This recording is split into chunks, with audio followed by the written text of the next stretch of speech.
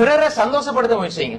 நிறைய பேருக்கு ஆசை என்னன்னா, அவனை எப்படியா இன்னைக்கு எப்படியாவது அவனை டென்ஷன் ஆக்கி விட்டுறணும், எதையாவது ஒண்ணு தூக்கி போடுறது காலையில, அதோட அவன் முடிஞ்ச நாள் முழுக்க அந்த அவர் இப்படி என்னன்னா நாள் முழுக்க அதே யோசனை. வார்த்தையாலும் ஒவ்வொரு விஷயங்களையும் மனுஷனை சந்தோஷப்படுது பாருங்க.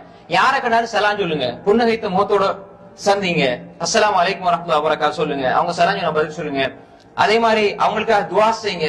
முகத்துக்கு முன்னால நல்லா இருந்து போட்டு பின்னால அவங்கள பத்தி தப்பா தவறா பேசுறது அது முனாஃபிக்தனம். அது மட்டுமல்ல, அதனால் பாதிப்பு யாருக்குன்னா மறுமையில சந்திக்கும் போது வழங்கும். புரியுதா உங்களுக்கு? நீங்க நினைப்பீங்கன்னா பாருங்க எவ்வளவு நல்லா இருக்கிறாரு பேசும்போது, ஆனா பின்னுக்கு நம்மளை பத்தி தப்பா பேசுறாரு, இது மறுமையில நல்லா பாத்துக்கோ. நம்ம அதை பத்தி பார்க்க வேண்டிய அவசியம் கிடையாது. நான் நல்லா இருக்கிறேன், அல்லாஹ்வுக்கு வேண்டி. நீ நல்லா இருந்தாலும் சரி, நல்லா இல்லாட்டியும் சரி, நீ என்னோட எப்படி நடக்கிறா என்பதை வச்சு நான் நடக்க மாட்டேன். என்னுள் இருப்பதை நான் வெளிக்காட்டுகிறேன், உன்னுள் இருப்பதை நீ வெளிக்காட்டுகிறாய்.